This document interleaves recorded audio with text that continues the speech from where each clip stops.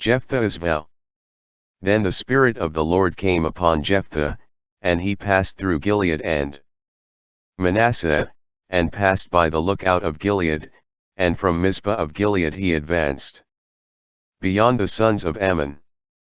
And Jephthah made a vow to the Lord and said, If you deliver the sons of Ammon into my hand, then it shall be that whoever first comes out of the doors of my house to meet me when I return in peace from the children of Ammon, he shall be the Lord's. I will offer him up for a whole burnt offering. So Jephthah advanced toward the sons of Ammon to fight against them, and the Lord delivered them into his hand. And he struck them from Aroer until he came to Arnon, 20 cities in number, and as far as Abel Keramim, with widespread destruction everywhere. Thus the sons of Ammon were subdued before the sons of Israel. The daughter of Jephthah. When Jephthah came to his house at Mizpah, behold, his daughter came out to meet him with drums and dances, and she was his only child. He had no other son or daughter. 34 And when he saw her, he tore his clothes and said, Ah, my daughter! You have troubled me greatly. It is you who are my trouble. For I have opened my mouth against you to the Lord, and I cannot go back on it. So she said to him, My father, if you have opened your mouth to the Lord, do to me as it came from your mouth, because the Lord has avenged you on your enemies, the sons of Ammon. Then she said to her father, Let my father do this one thing for me. Leave me alone for 2 months to wander on the mountains and bewail my virginity along with my companions. So he said, Go. And he sent her away for 2 months, and she went with her companions, and bewailed her virginity on the mountains.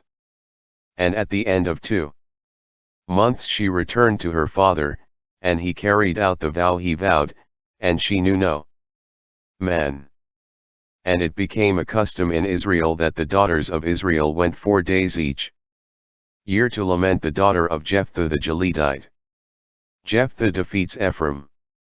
Then the men of Ephraim cried out, went by to the north, and said to Jephthah, Why did you pass by to fight against the sons of Ammon and did not call us to go with you?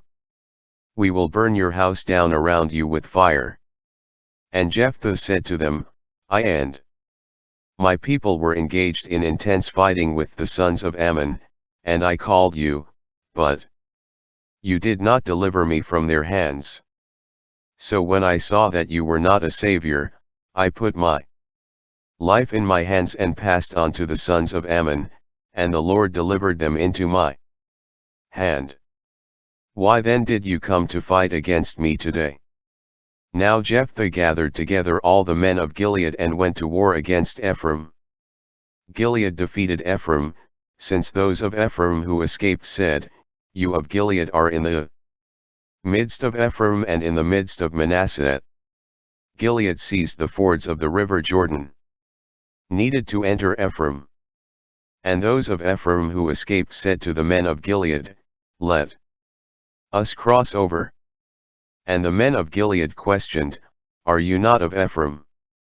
If one said, No, they then said to him, Say the word Stachys. If he was unable to repeat the word. In the same way, they seized him and killed him at the ford of the river Jordan. At that time, 42,000 from Ephraim fell. Jephthah judged Israel 60 years. Then Jephthah the Gileadite died and was buried in his city in Gilead. Other judges. After him, Ibzan of Bethlehem judged Israel. He had 30 sons and 30 daughters. And he sent away 30 daughters in marriage, and brought in 30 daughters from without for his sons. He judged Israel 7 years. Then Ibzan died and was buried at Bethlehem. After him, Elon the Zebulunite judged Israel. he judged Israel 10 years.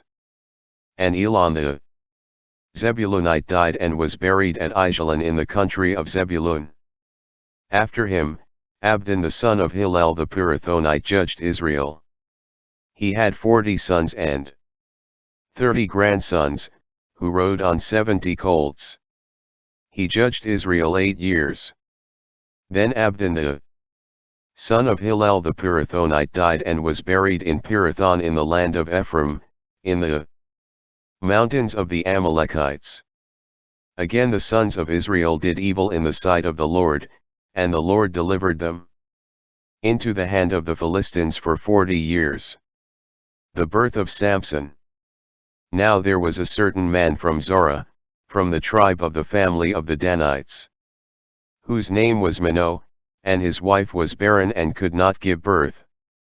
And the angel of the Lord appeared to the woman and said to her, Indeed now, you are barren and have not given birth, but you shall conceive a son. Now therefore, be careful not to drink wine or strong drink, and do not eat anything unclean. For behold, you are pregnant and shall bear a son. And no razor shall come upon his head, for the child shall be a Nazirite to God from the womb, and he shall begin to deliver Israel out of the hand of the Philistines. So the woman went in and told her husband, saying, A man of God came to me, and his appearance was like the appearance of an angel of God, very frightening. But I did not ask him where he was from, and he did not tell me his name. And he said to me, Behold, you are pregnant and shall bear a son. Now drink no wine or strong drink, and do not eat anything unclean, for the child shall be holy to God from the womb to the day of his death. Then Manoah prayed to the Lord and said, Lord Adonai, please let the man of God whom you sent come to us again and teach us what we shall do for the child who will be born. And God listened to the voice of Manoah, and the angel of God came to the woman again, as she was sitting in the field, but Manoah her husband was not with her. Then the woman ran in haste and told her husband, and said to him, Look, the man who came to me the other day has just now appeared to me. So Manoah arose and followed his wife. When he came to the man, he said to him, Are you the man who spoke to my wife? And the angel said, I am. Manoah said, Now let your words come to pass. What is to be the decision regarding the boy and his activities? So the angel of the Lord said to Manoah, The woman will guard herself from everything I have told her. She may not eat anything that comes from the vine of wine, and let her not drink wine or similar strong drink, nor eat anything unclean. All that I commanded her, let her observe. Then Manoah said to the angel of the Lord, Let us delay you here, and we will prepare a young goat for you. And the angel of the Lord said to Manoah, Though you delay me, I will not eat your bread. But if you offer a burnt offering, you must offer it to the Lord, for Manoah did not know he was the angel of the Lord. Then Manoah said to the angel of the Lord, What is your name, so when your words come to pass we may honor you? And the angel of the Lord said to him, Why do you ask my name, is it extraordinary? So Manoah took the young goat and the sacrifice, and offered it upon the rock to the Lord. And the angel wrought a distinct work, while Manoah and his wife were looking on. And it so happened when the flame went up above the altar toward heaven, that the angel of the Lord ascended in the flame of the altar. When Manoah and his wife saw this, they fell upon their faces to the ground. When the angel of the Lord appeared no more to Manoah and his wife, Manoah knew this to be the angel of the Lord. And Manoah said to his wife, "We shall surely die, because we have seen God."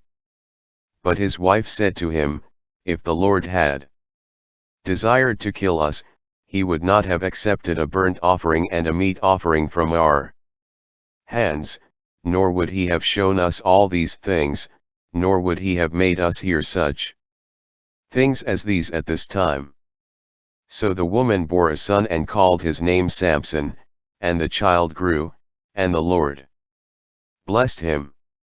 And the Spirit of the Lord began to proceed out with him at the camp of Dan, between Zorah and Eshtaol. Notes from the previous page. 11:28 The Spirit of the Lord descended on Jephthah to do battle against Ammon, making him one of the few Old Testament heroes indwelt by the Holy Spirit. 11:38-39 Jephthah's daughter was an inspiration to the women of Israel, showing her zealous obedience to the Lord in life and in death. 12:1, 2 Again, see notes at 8:1, 3, the men of Ephraim are bypassed in battle, this time against the sons of Ammon. Jephthah asks, "Where were you when we needed you?" Against the Ammonites. See 10:9. Ephraim has no answer, and war ensues. 12:5-6 The men of Gilead give a language test to the Ephraimites, and they fail. The word stachys here is Greek for the Hebrew shibboleth, both mean ear of corn.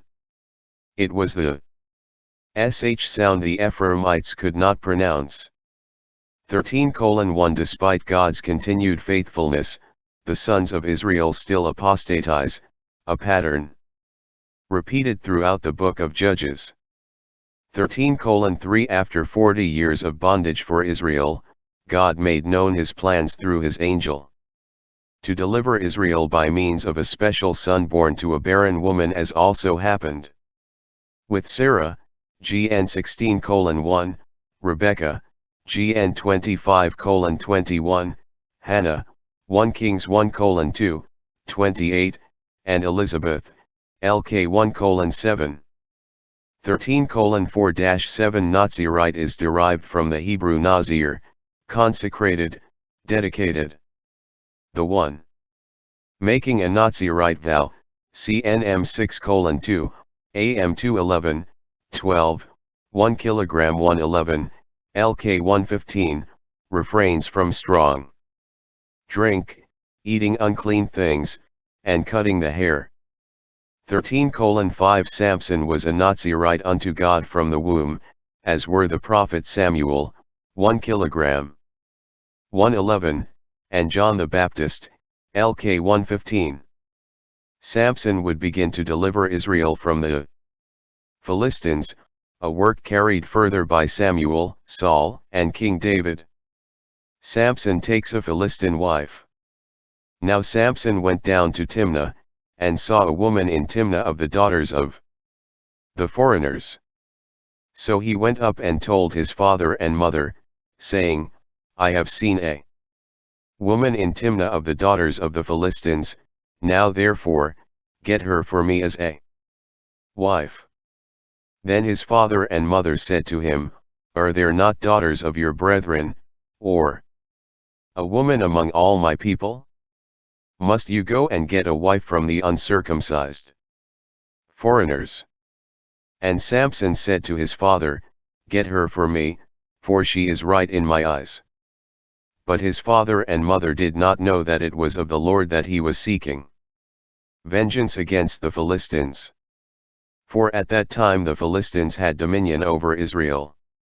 So Samson went down to Timnah with his father and mother and came to the vineyards of Timnah. And behold, a young lion came roaring against him.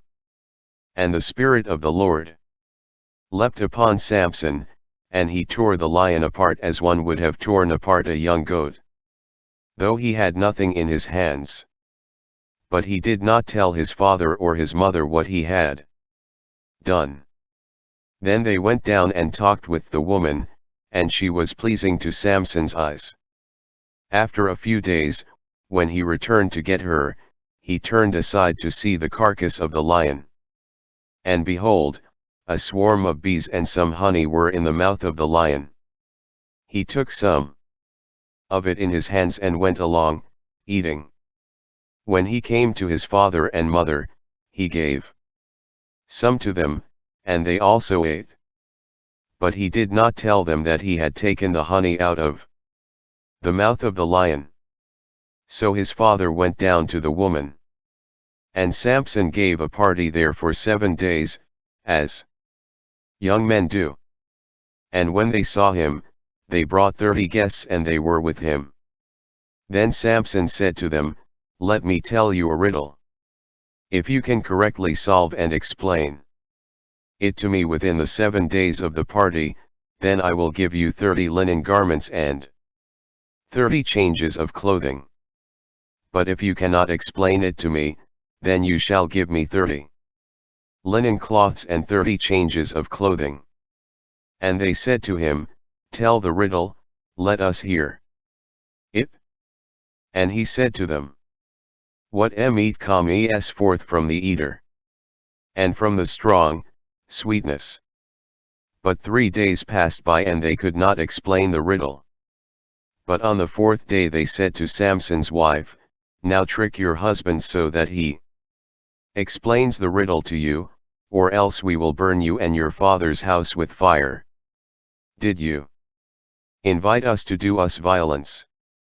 Then Samson's wife wept before him, and said, "You hate me. You do not love me. You told the sons of my people a riddle, but you have not explained it to me." And Samson said to her, "If I have not explained it to my father or my mother, why should I explain it to you?" Now she wept before him for 7 days while their wedding banquet lasted. And on the 7th day he told her, because she annoyed him so much. Then she explained the riddle to the sons of her people. And the men of the city said to him on the 7th day before the sun rose, "What is sweeter than honey? What is stronger than a lion?" And Samson said to them, "If you had not plowed with my heifer, you would not have come to learn my riddle." Then the Spirit of the Lord leapt upon him, and he went down to Ashkelon and struck 30 of their men, took their apparel, and gave the changes of clothing to those who had explained the riddle.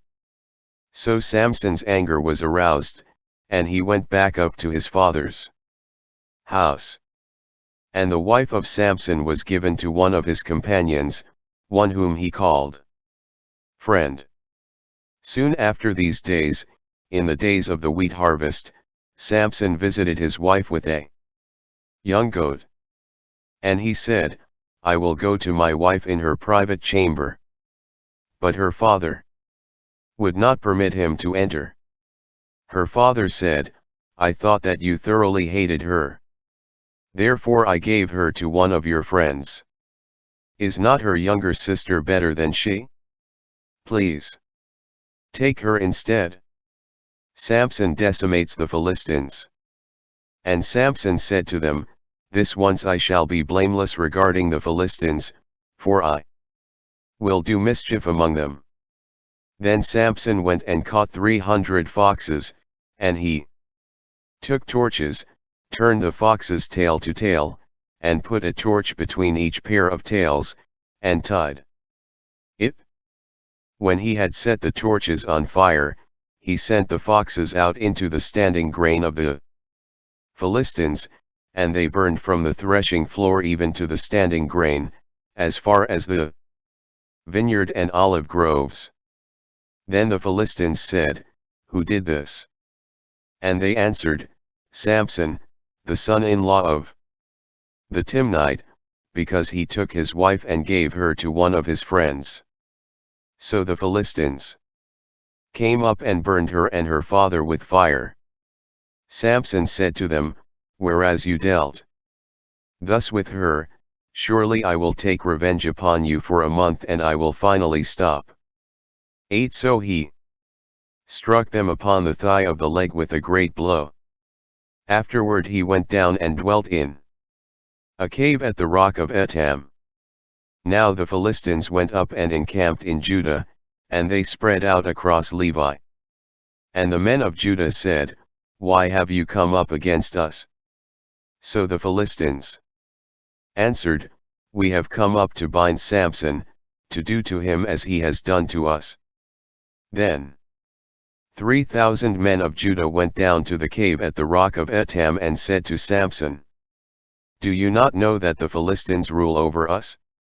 Why did you do this to us? And Samson said to them, As they did to me, so I have done to them. But they said to him, We have come down to bind you so that we may deliver you to the Philistines. Then Samson said to them, Swear to me that you will not kill me yourselves. So they spoke to him, saying, No, but we will bind you securely and deliver you into their hand, but we will surely not put you to death. And they bound him with 2 new ropes and brought him up from that rock. When they came to Lehi, the Philistines wailed loudly and ran to engage him. But the Spirit of the Lord leapt upon him, and the ropes on his arms became like flax burned with fire, and his bonds fell away from his hands. He found the jawbone of an ass that had been cast aside, and he reached out and took it, and struck 1,000 men with it. Then Samson said, With the jawbone of an ass I utterly destroyed them. For with the jawbone of an ass I struck down 1,000 men. And so when he had finished speaking, he threw the jawbone from his hand, and called that place the Ramoth Lehi. Then he became exceedingly thirsty, and wept before the Lord. And said, You were well pleased to grant this great deliverance by the hand of your servant. And now I shall die of thirst and fall into the hand of the uncircumcised. And God broke open a hollow in the ground, and out from it water came forth, and he drank. His spirit returned and he was revived. Therefore he called it the spring of the one who called, which is in Lehi to this day. And in the days of the Philistines, he judged Israel 20 years. Notes from the previous page. 1325 Not only does the angel of the Lord prophesy Samson's birth and calling, but the Spirit of the Lord attends his life. 14:1-5 Samson's desire to marry a woman of the Philistines bore ill fruit. The woman was more faithful to her own people than to him, see verses 15-18. 14:5-9 Saint Ephrem the Syrian writes that Christ, prefigured in Samson, also tore the lion, an image of death, and caused to go forth from his bitterness the sweetness of life for men. 14:18 As with many riddles, once the answer was given it was obvious, PS 1910, 118:103. PR 30:30. 15:1-3 I will do mischief among them, v3, signals the beginning of the back and forth revenge in this chapter of an eye for an eye, CX 21:23, 25. Samson finally prevails over the Philistines. Samson and Delilah. Now Samson went to Gaza and saw a harlot there, and went into her. When someone told the Gazites, saying, Samson has come here, they surrounded the place and lay in wait for him all night at the gate of the city.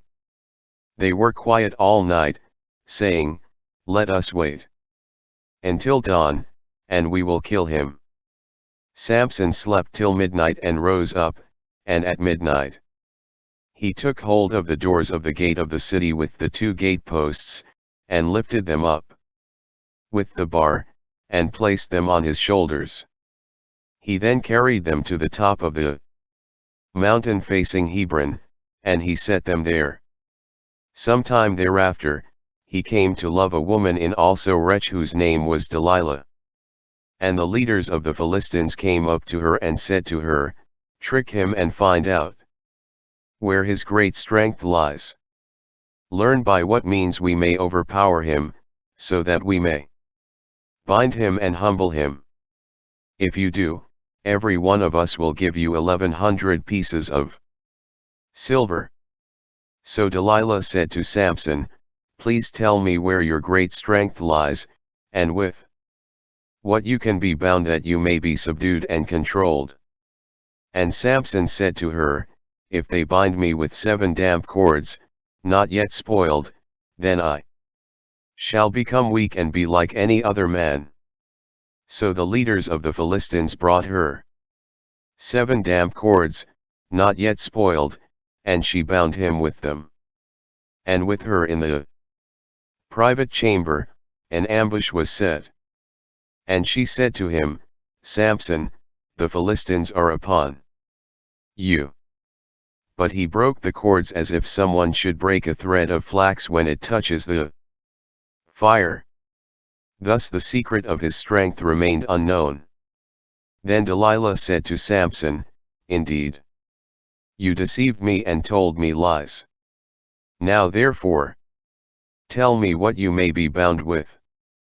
So he said to her, if they bind me securely with new ropes that have never been used, then I shall become weak and be like any other man.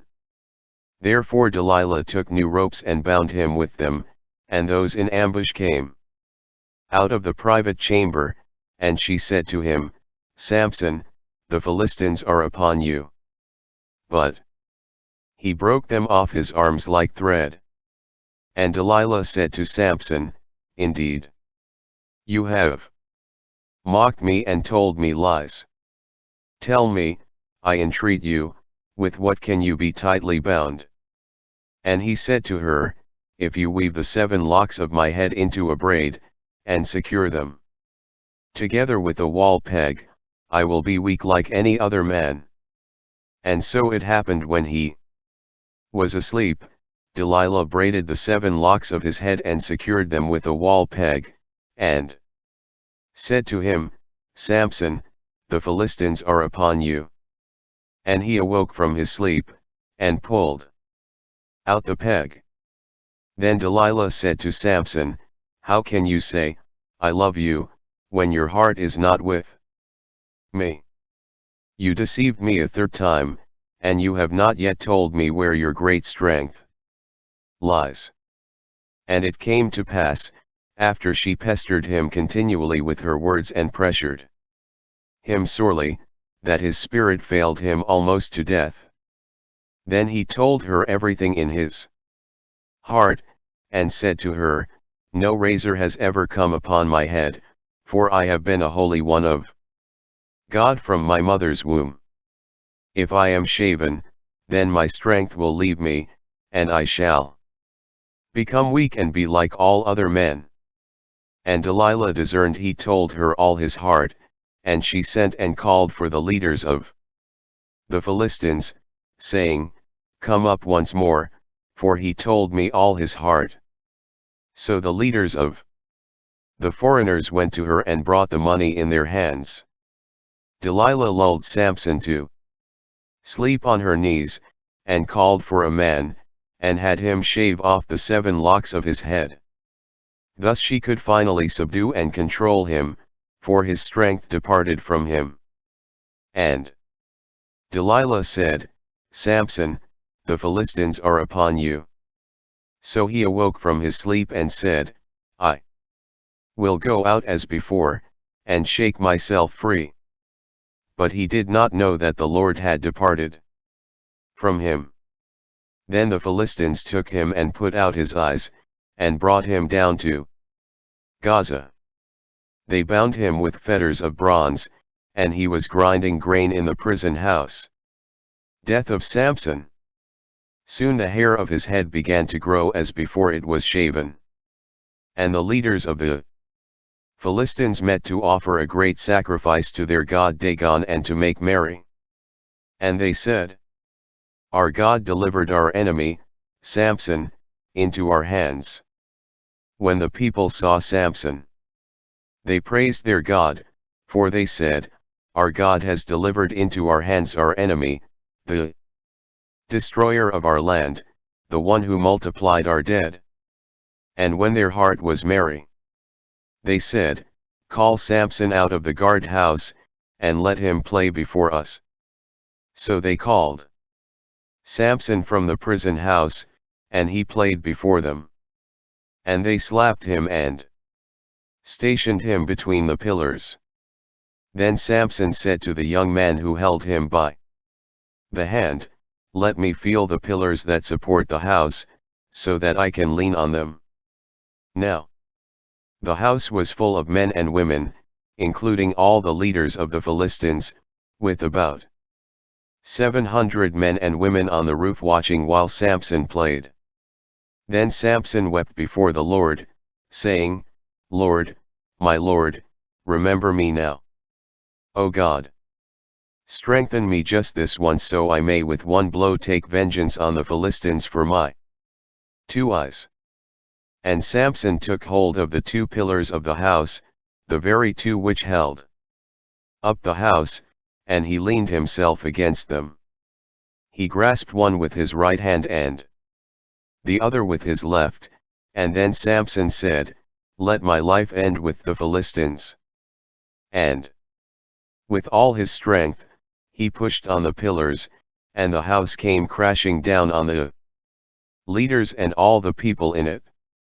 In his dying, Samson caused more people to die than were brought to death in his life. And his brothers and all his father's household came there and took him. They brought him up and buried him between Zorah and Eshtaol in the tomb of his father Manoah. He judged Israel for 20 years.